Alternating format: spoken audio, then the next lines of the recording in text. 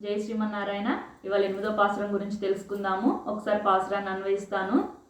కీజ్వానం వెల్లెండ్రు ఎరుమై సిరువీడు మేయ్వాన్ పరందనకాన్ మిక్కుల్ల పిల్లైగలుం పోవాన్ పోగిన్றாரை போகாமல் காத்து உன்னை கூவுவான் வந்து நின்றோம் கோது கலமுடியா பாவாய் எஜிந்திராய் பாடிப்பறை கொண்டு மாவாய் பிளந்தானை மல்லரை மாட்டியா దేవాది దేవనై సెండ్రు నాం సేవిత్తాల్ ఆవావెండ్రారాయ్ అందురలేలో రెంబావాయ్.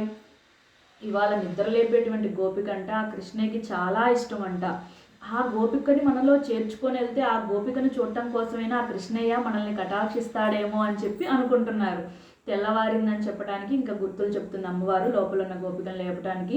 తూర్పు దిక్కునున్న ఆకాశం తెల్లగా తెల్లవారుతుందమ్మా, లెగిచి రావమ్మా అంటే లోపల ఉన్న గోపిక ఇంకేమైనా గుర్తు చెప్పమ్మా అంటుంది. గేదెలు చిన్న బీడలను మేయటానికి వెళ్తున్నాయమ్మా, తెల్లవారిందమ్మా లెగిచి రావమ్మా అంటే నీకు ఒక్కదానికి ఆ గేదెలు కనిపిస్తున్నాయా ఏంటి అంటే కాదమ్మా, మేము 5 లక్షల మంది గోపికలతో వెళ్తున్నామమ్మా, నిన్ను కూడా లేపి మాతో తీసుకొని వెళ్ళటానికి వచ్చామమ్మా అంటే లోపల ఉన్న గోపిక కోపం వచ్చిందంట. 5 లక్షల మంది గోపికలతో వెళ్తున్నారా, ఇంకా నేనెందుకులే మీరే వెళ్ళండి అంటే ఓ కుతూహలము కలిగినటువంటి ఓ గోపిక లెగిచి రావమ్మా, నిన్ను కూడా లేపి మాతో పాటు కలిపి తీసుకొని వెళ్ళటానికే నీ ముంగటికి వేచి ఉన్నావమ్మా.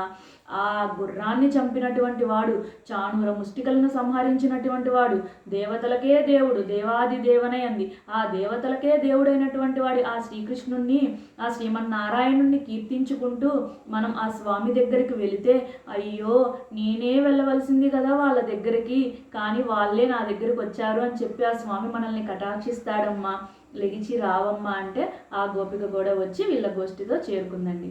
జై శ్రీమన్నారాయణ.